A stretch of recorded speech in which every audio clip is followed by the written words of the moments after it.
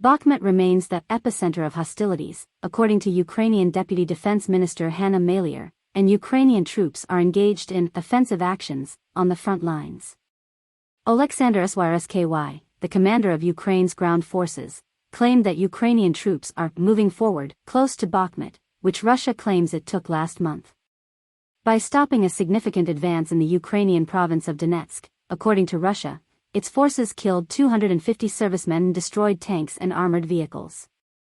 The governor of Russia's Kaluga region said on Monday that 2 drones that dropped on a highway did not detonate any explosives. Biden, addressing Russian aggression in concert with Denmark.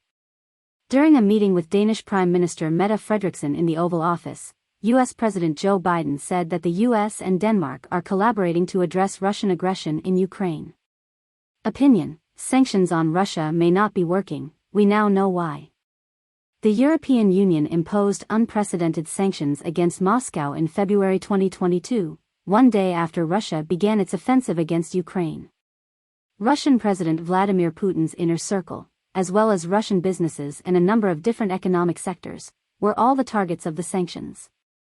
The sanctions regime against Russia was increased with 8 further installments in the months that followed, affecting its most lucrative exports to Europe, oil and gas, and restricting its access to goods that may be used in its conflict with Ukraine. It appears that the EU will keep enacting new sanctions against Russia because its aggression and war crimes aren't going away. However, despite the extensive procedures put in place and Brussels' dedication to upholding them, some analysts are asserting that they have failed. Ukraine, according to the foreign minister, has enough armaments for a counteroffensive. Foreign Minister Dmytro Kuleba claimed that Ukraine has enough weapons for its counteroffensive against Russia and that the operation will give it the victory it needs to join NATO. According to Kuleba, Ukraine would probably be able to join the military alliance only once all current conflicts have ended. When questioned about whether the counteroffensive had begun, he remained silent. Russia is disobeying the Black Sea Agreement's terms, Ukraine. The Ministry for the Restoration of Ukraine claims that although Russia has started registering ships again, it is continuing to violate the conditions of a contract to assure the security of grain shipments by failing to conduct adequate vessel inspections. The ministry claimed in a statement that Russia had registered 2 ships that confirmed their participation in the agreement the same day, adding that this was against acknowledged maritime inspection guidelines that call for the oldest ships to be examined first. Early on Monday, the Russian news agency TASS reported that ship inspections had resumed. Zelensky meets the British Foreign Minister in Kyiv. The British Foreign Secretary and Ukrainian President Volodymyr Zelensky met in Kyiv to discuss NATO's summit preparations and Ukraine's plan to end Russia's invasion. During the meeting, we discussed important topical issues: Ukraine's expectations from the NATO summit in Vilnius, promotion of the Ukrainian peace formula and preparation of the global summit on its implementation, as well as the London International Conference on the Reconstruction of Ukraine, Zelensky said. We are very grateful for the support that the UK has provided and continues to provide to Ukraine. In recent weeks, we have held talks with the Prime Minister of the United Kingdom.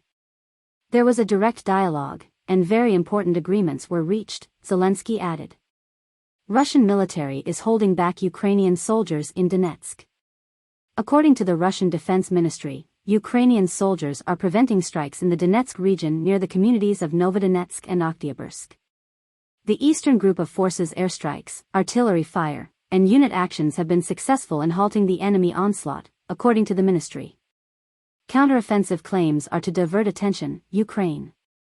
According to Ukraine's Deputy Defense Minister, Moscow is trying to distract attention from its losses at Bakhmut by claiming that Ukraine has launched its counteroffensive. Why are the Russians intentionally disseminating details of a counteroffensive? Since they need to focus on Bakhmut instead of the defeat, Hanna Maliar stated on Telegram. The epicenter of hostilities is still Bakhmut, according to Maliar. Look at us, traveling down a very broad front. We are prosperous. We stand on the prevailing heights. The adversary is on the defensive and attempting to keep onto his position, she declared. Russia's defense ministry said it thwarted a large-scale offensive in Donetsk, suggesting that Ukraine had begun its highly anticipated counteroffensive.